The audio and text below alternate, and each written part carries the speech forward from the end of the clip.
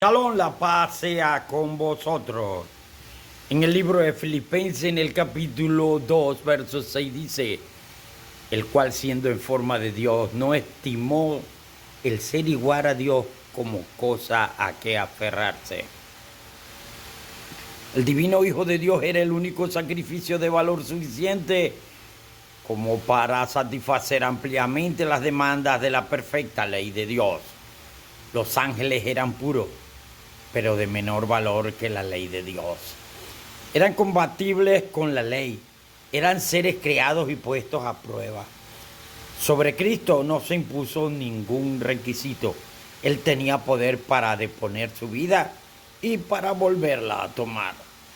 No se ejerció sobre él ningún grado de coacción para que aceptara la tarea de redimir a los seres humanos. Su sacrificio fue enteramente voluntario. Su vida era suficientemente valiosa como para rescatar a los seres humanos de su condición caída. Las ofrendas de los sacrificios y el sacerdocio del sistema judaico estaban constituidos para representar la muerte y la obra mediadora de Cristo. Todas estas ceremonias estaban desprovistas de significado. No tenían virtud alguna excepto en lo que se refería a Cristo, a quien no solo se cimentaba todo el sistema, sino que también era la persona que lo había traído a la existencia. El Señor había dado a conocer a Adán, a Abel, a Seth, a Enoc, a Noé, a Abraham y a las demás personas ilustres de la antigüedad, especialmente a Moisés, que el sistema ceremonial de los sacrificios y del sacerdocio por sí mismo no eran suficientes para obtener la salvación de una sola alma. El sistema de ofrendas sacrificiales señalaba a Cristo. Por medio de estas, los fieles de la antigüedad vieron a Cristo y creyeron en Él. Estas fueron designadas desde el cielo para mantener ante la gente la separación terrible que el pecado había hecho entre Dios y la familia humana, lo que requería un ministerio mediador. A través de Cristo fue abierta la comunicación entre Dios y el pecador en ruina, interrumpida por causa de la transgresión de Adán. El sistema judío era simbólico y habría de continuar hasta que la ofrenda perfecta tomara el lugar de la figurada. El pueblo de Dios desde los días de Adán hasta el momento cuando la nación judía llegó a ser un pueblo separado y distinto respecto del mundo, había sido instruido acerca del Redentor venidero, el cual representaba su ofrenda sacrificiales. Este Salvador había de ser un mediador para que tuviese entre el Altísimo y su pueblo.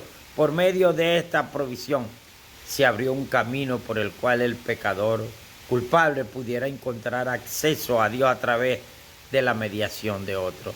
Solo Cristo podía abrir el camino para hacer ofrenda consumable con las demás demandas de la ley divina. Era perfecto y no profanado por el pecado, no tenía manchas ni arruga. El requisito que exigía la ley formada por Dios era la muerte del pecador. El que transgredía la ley, y aún en la dispensación de Israel, era la pena de muerte para el que violase los mandamientos de Dios. Lo apedreaban, lo mataban.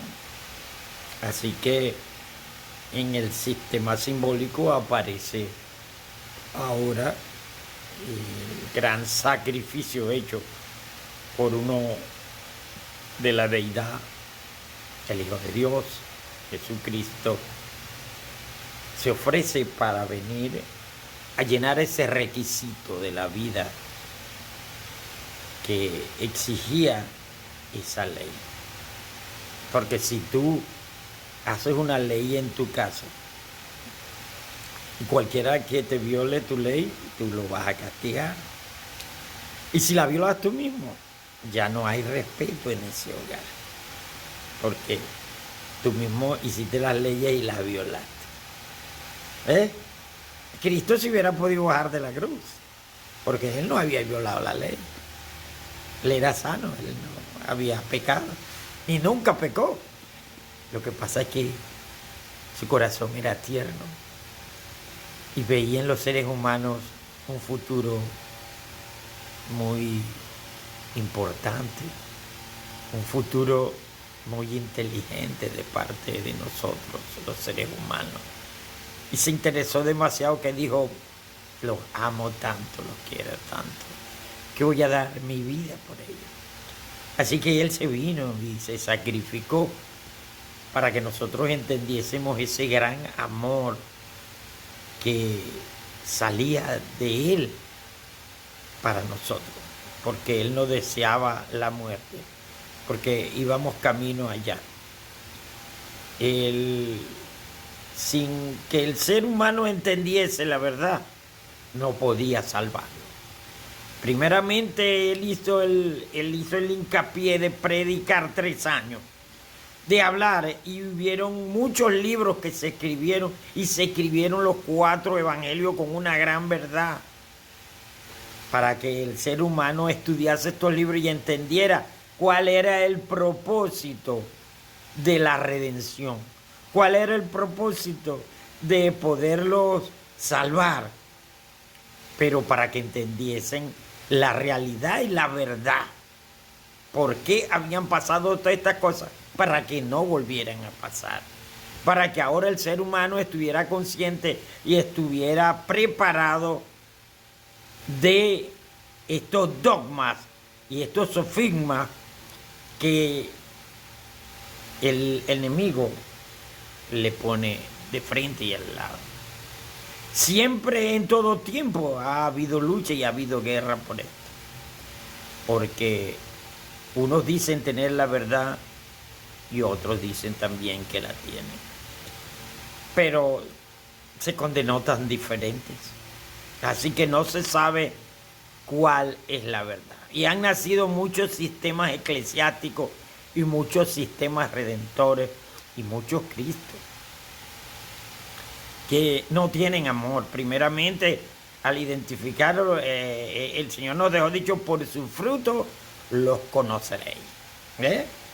Ya nosotros tenemos allí algo, cómo diferenciarlo. A la ley y al testimonio, dice Isaías, a la ley y al testimonio, si no dijeren conforme a esto, es porque no han entendido. Entonces, de la verdad depende también tu salvación, no solamente creer en el sacrificio del Hijo de Dios. No, tú tienes que poseer toda la verdad, de las grandes verdades, todas las leyes de Dios, entenderlas, para poder ir al cielo, para poder salvarte.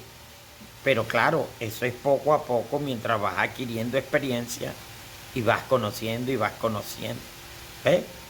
Cuando yo tenía 18 años no sabía una papa, pero ahora que voy ya para 70 años, sí he recopilado, porque no he dejado el estudio de la palabra de Dios.